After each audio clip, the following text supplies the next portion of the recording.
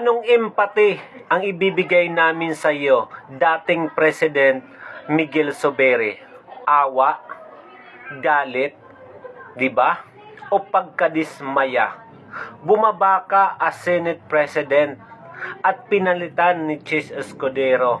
Tapos kung ano-ano yung sasabihin mo sa gobyernong ito. Ano ba kasi yung isinusubo sa'yo na ayaw mong kainin?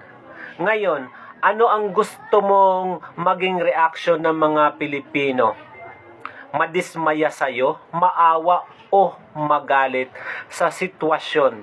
Kung mayroong isinusubo sa'yo at ayaw mo naman, di sana hindi ka na lang bumaba dyan as Senate President. Tapos sasabihin mo na mawawalaan na ang investigasyon ng People Initiative. At dahil din naman ito sa investigasyon ng PDEA leak. Nakakaawa ka ba o nakakadismaya? 'Di ba? Miguel Zubiri. Alam mo, ang mga Pilipino umaasa na sa iyo dyan na isa ka sa matibay na dedepensa na maharangan ang People Initiative. Pero bakit bigla kang bumaba? Nasusuka ka sa administrasyong ito?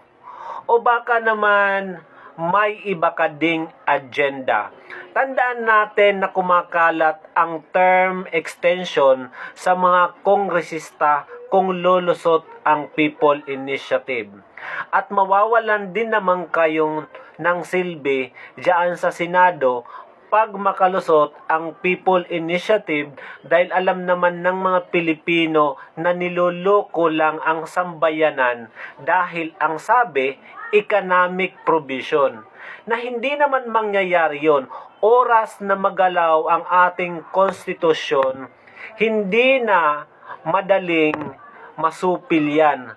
Automatic na kaagad yan na pag nagalaw ang economic provision, kasama dang makakalampag, umayuyugyug yung political provision. At hindi malayo yan na magbago ang sitwasyon ng politika dito sa Pilipinas dahil sa charter change. Nakakadismaya ka kung may paninindigan ka na sana sa parang ng People Initiative, di sana hindi ka na bumaba dyan sa posisyon. Marami ka pang kinakatwiran at marami pang linya kung saan-saan mo dinadala ang Pilipino para malito kung ano ba talaga ang tinutukoy mo. Pero sa totoo lang, ito lang naman ang sinasabi mo. Nakakadismaya ang gobyernong ito. Pero lalong nakakadismaya ka dahil hindi ka nanindigan para sa mga Pilipino. Para bumaba ka dyan at palitan ka ni Chis Escudero bilang isang Senate President. Alam naman natin yan na mahiwaga din naman si Chis Escudero at hindi natin malamang kung ano ang panig nito. Sayang, isa ka sana na matibay na pundasyon bilang isang Mindanawan. Pero ngayon, ano pa ang proteksyon ng mga lumalaban sa gobyernong ito, lalong-lalo na yung mga taga Mindanao. Welcome sa bagong Senate President. Chis Escudero is new Senate President. Diba? Miguel Zubiri out. So ano ang pautot nito ngayon sa gobyerno? Saan naman ilulugar ang saloobin ng mga Pilipino?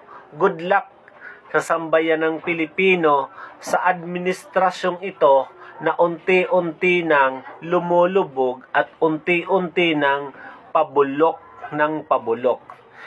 So, bulok na nga ang sistema sa Senado.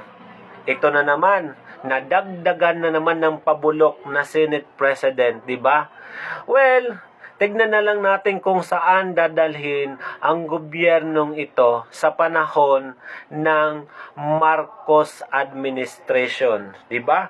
Ganito na lang ba ang mangyayari sa Pilipinas tuwing Marcos administration? Pa-worst ng pa-worst, di ba? Kawawa naman yung mga loyalist, di ba?